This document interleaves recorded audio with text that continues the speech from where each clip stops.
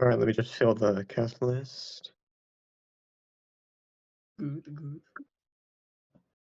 Power's still out, so I'm still completely in the dark right now. Fun. Have some candles. Put some candles on or something. I don't have candles. What do you buy candles?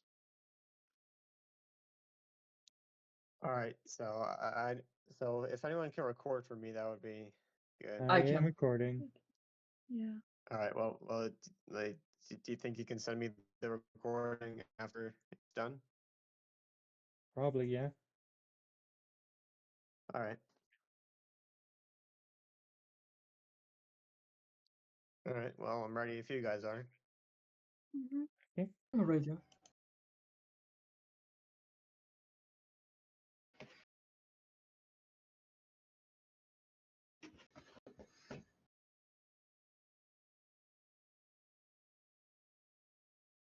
Three, two,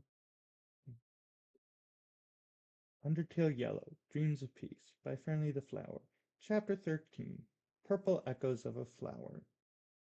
Clover and Rena walked through the dark cave, anticipating what place they were going to walk into next.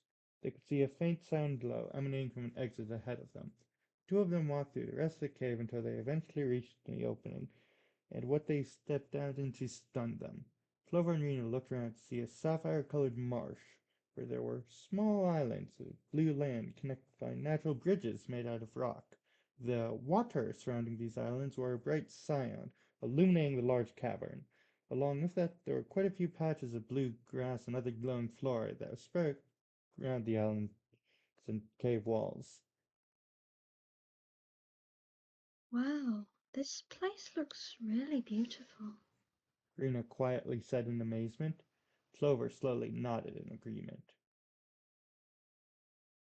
Yeah, crazy how something like this could be all the way down here. Rena held Clover's hand as they continued forward.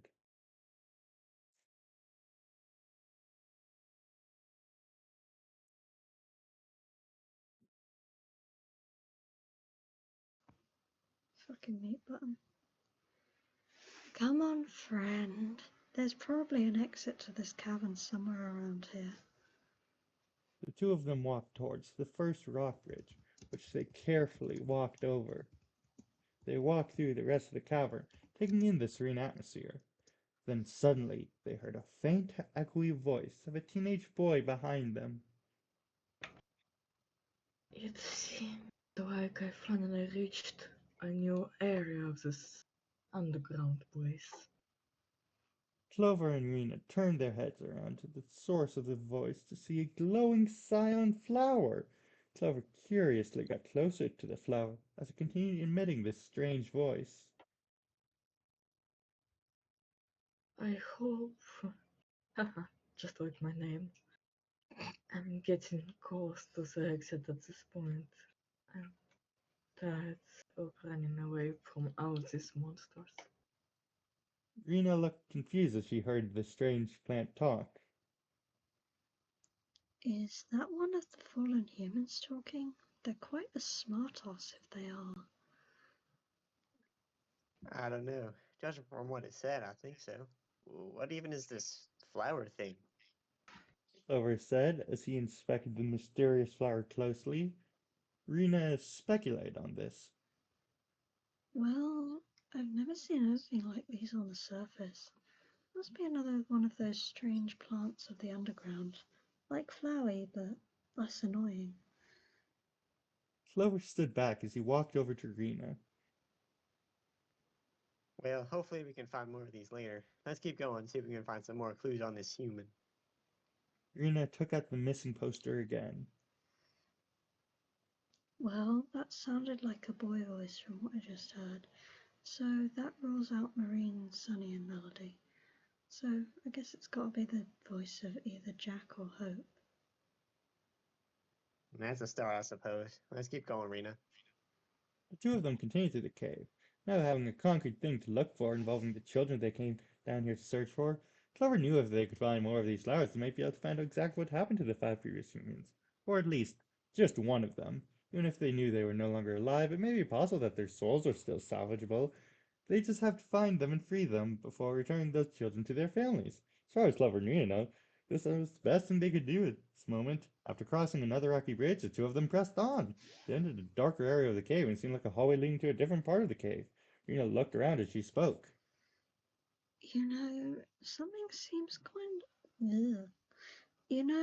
something seems kind of off about this place. What's that? Clover asked as he looked at her. Rena went over to one of the walls.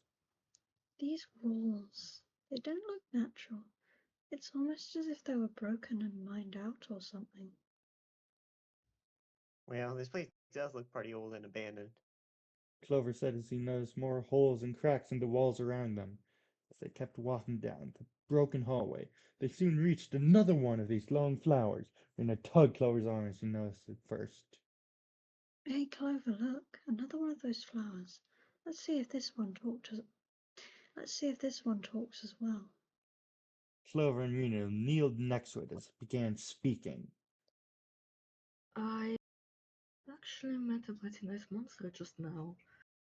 Despite those teachings that my parents taught me, he didn't attack me.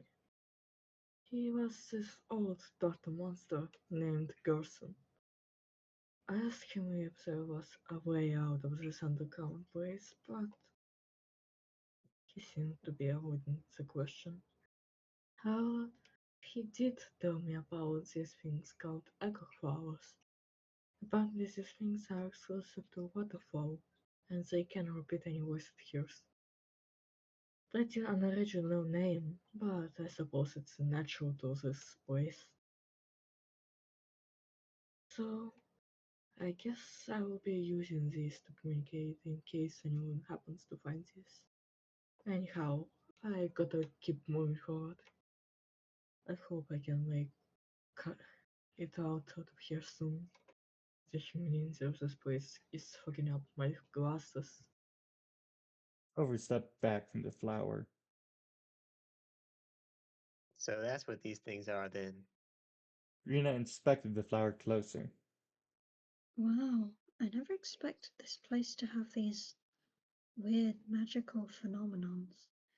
We rarely have anything like this on the surface. As you know, because you also live on the surface. Yeah. Also, I noticed how he said the humidity of this place is fogging up his glasses. Wasn't Hope the only one who wore glasses? Clover asked, trying to change the topic from whether or not he actually lived on the surface.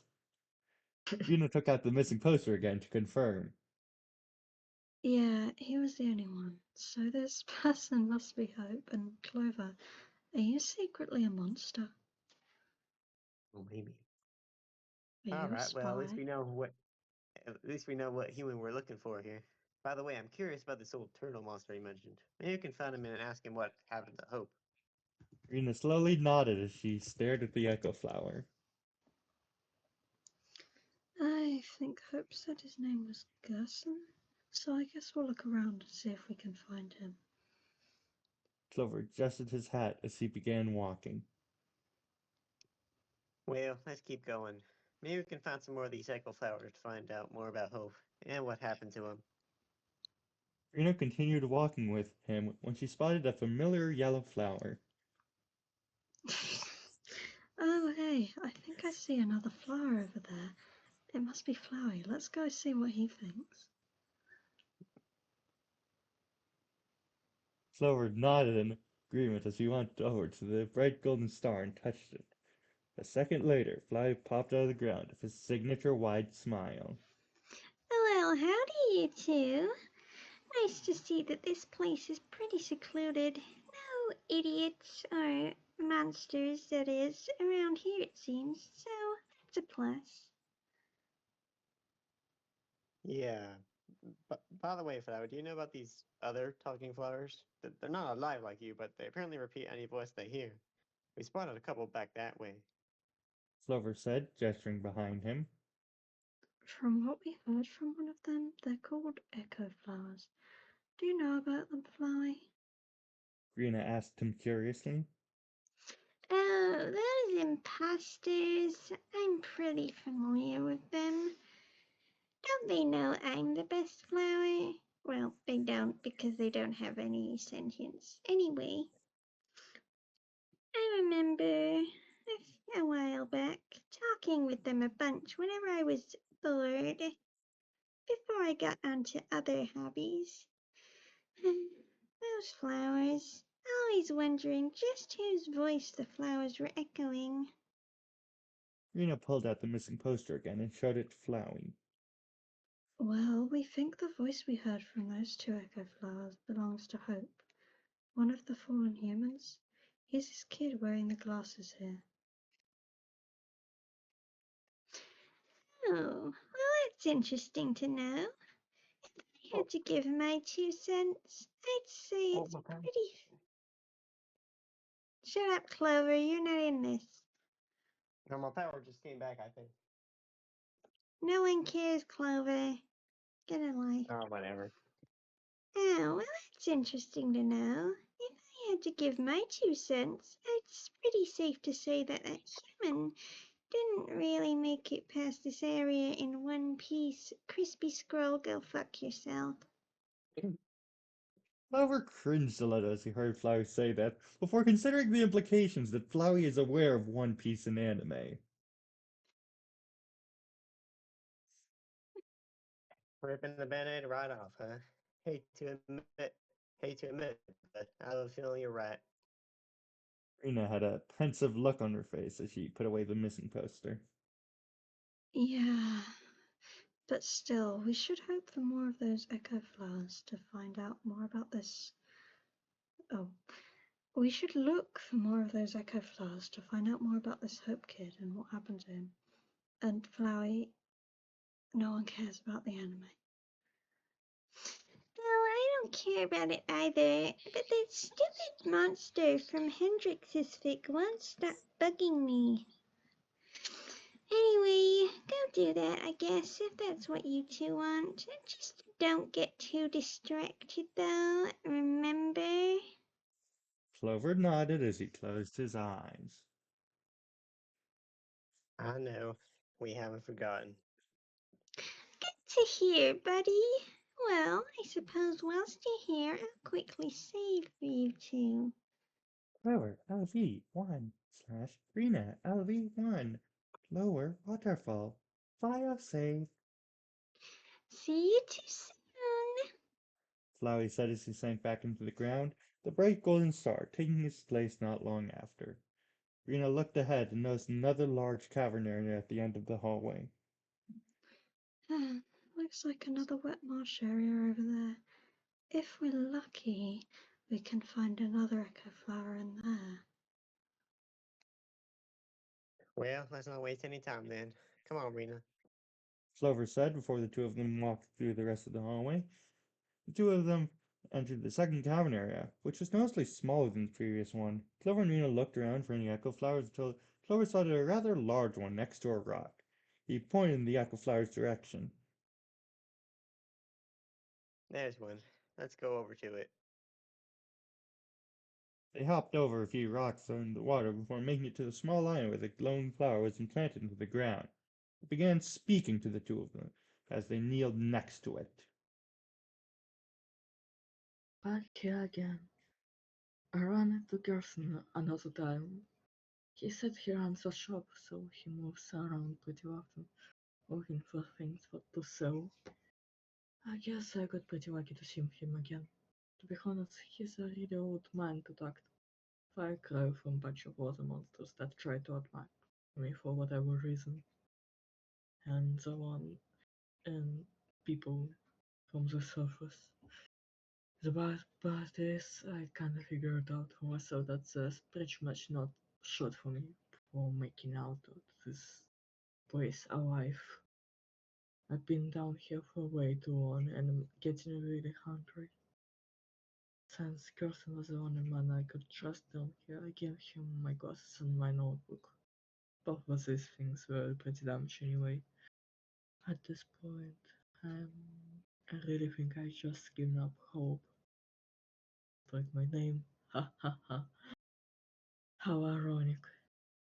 If any other human were to find this, then I hope you persevere from these monsters, this place, this hole, underground. It's only a matter of time before Rogat or even Captain catches me, and then that does happen. I have no choice but to just give up my soul to them. Carson made me aware of this monster's plight. I understand now why they are the way they are, and why some of them have been attacking me. I guess us humans would do the same if we are trapped down here, ignoring the fact that they must be trying to kill me. I think monsters are friendlier than I expected, and certainly don't deserve to be trapped down here. Anyway, this probably will be the last time I use one of these, and probably one last time anyone hears my voice. I should go. I should. I should be get going soon. Goodbye. Whoever is hearing this. Rena tried to hold back her tears as the echo flower stopped speaking. I can't believe that this happened to them. Clover's hat cast a shadow over his eyes as he quietly spoke.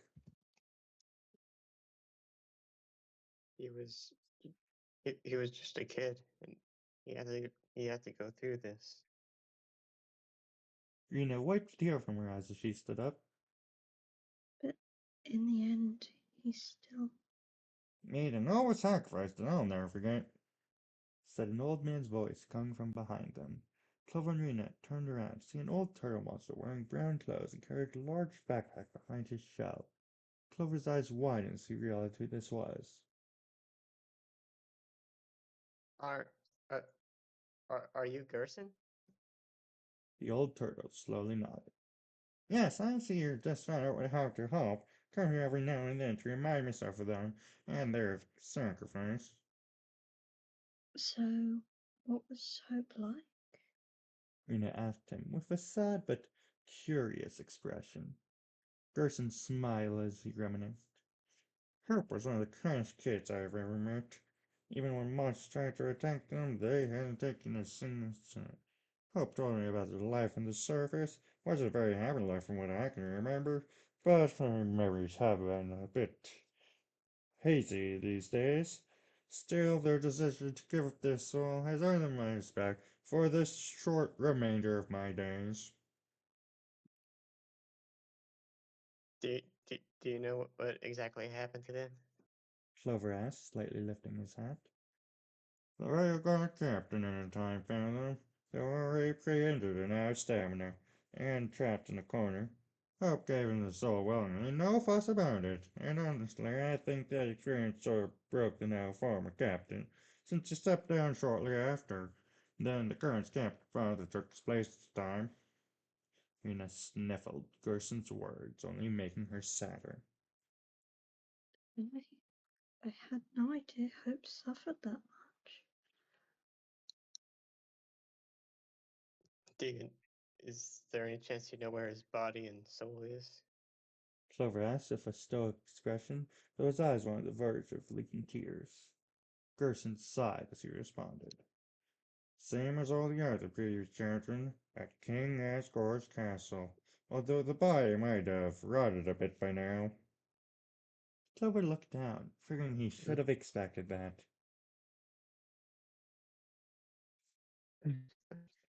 Thank you. Young man, you are a human as well, correct? I believe you and your partner here will make the King's castle. I have a feeling that together you'll achieve something that no previous humans have, and I think that the one mentioned in the prophecy must be you. Rena looked at the old monster, confused.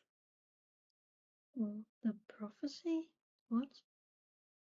Gerson didn't seem to hear her as he continued. Anyhow, there is something I'd like to give you two.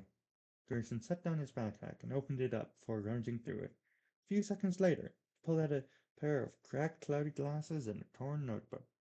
These belong to Hope. I want you two to have them. Clover looked hesitant. But wouldn't you need something to remember them by? You're doing that more than I do. Besides, only a matter of time before this old noggin forgets about these objects and solves them by accident and suddenly starts to be able to duplicate them with my mysterious inventory. I believe these objects will be in better hands if I give them to you two, Gerson said as he approached him holding Hope's things. He handed Clover the torn notebook while handing Rena the cloudy glasses. Anyway, Oh, let's go must be. sell them to the Temmies.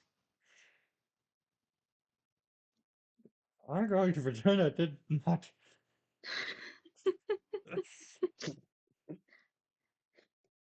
I'm going to pretend I did not hear that. Anyway, I was going back to my shop now. Have to go check on my son Russell. Good luck, you two. Rena smiled at him as she wiped away another tear from her eye. Thank you, Gerson. We promised to take care of these and not sell them at all. Definitely won't. You better not. Yeah, definitely. Clover still had a somber look on his face as he tipped his hat toward him. Take care. Gerson smiled as he hoisted up his large backpack and walked away. Rena opened up Clover's backpack and carefully put the cloudy glasses inside of it. Let's keep his things in here where they'll be safe. All right. Clover took off his backpack and put the torn notebook in his bag next to his own notebook. Once he was finished, he zipped up the backpack and hoisted it on his back. Let's keep going. The two of them continued walking through the cavern until they reached a small wooden bridge that went over the body of lone silent water. Rena stopped walking as they reached the middle of the bridge. Clover, can we take a quick break here? I want to collect my thoughts, and apparently I can't wait till we get to the regular land again. Clover turned in and looked back at her. He took a long sigh before responding. Yeah, I guess a quick break wouldn't hurt. Clover and Rena sat down at the end of the bridge, their legs dangling over the body of water beneath them. They just admired the view of the cave for a moment, before Clover kicked Rena off the bridge, saying, "This is Sparta." What? Get out!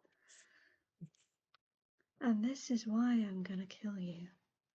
I'm They gonna just team up with admired Flowey. the view of the cave before Rena broke the silence. Clover, I've teamed up with Flowey. We've decided you need to go fuck yourself. Get in the Clover cringed a water. little as he heard Rena say that. I Clover, was what are we... Shut up.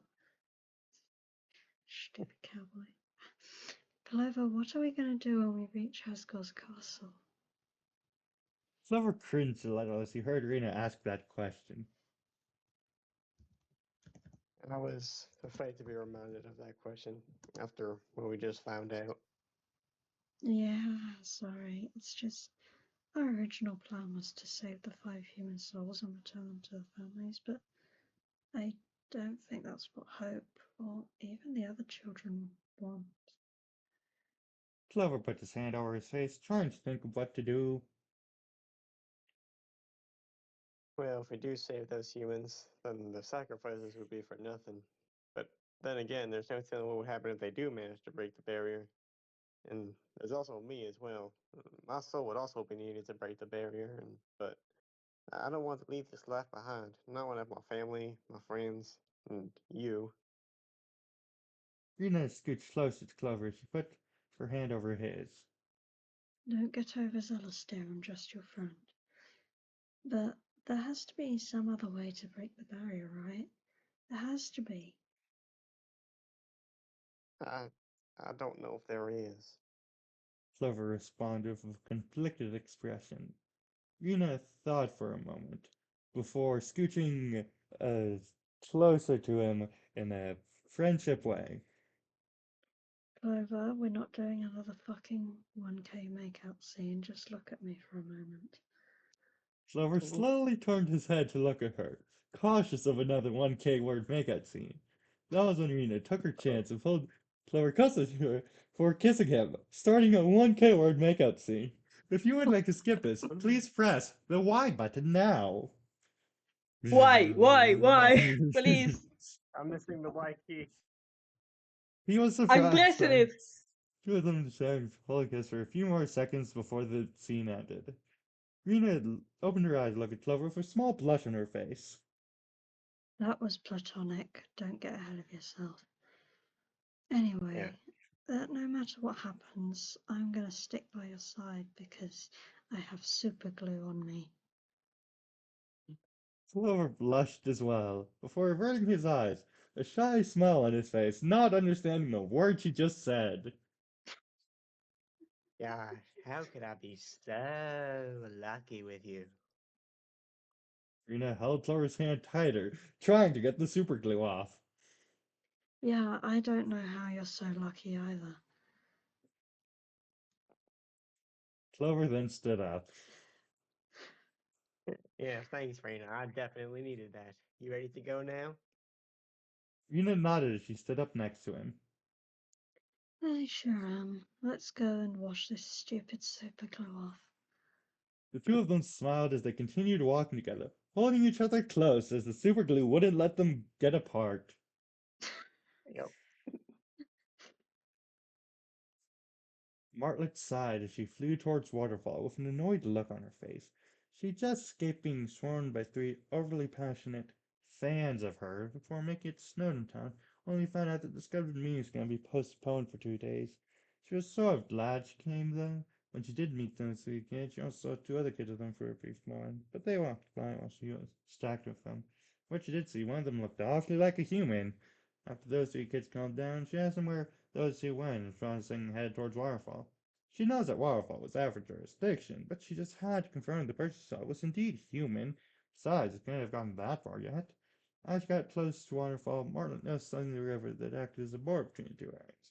She flew down closer to notice a small bridge, entirely of ice, although it seemed to be mostly melted now.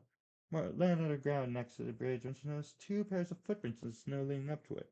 If Martlet had to take a guess, this had to be where the two of them went.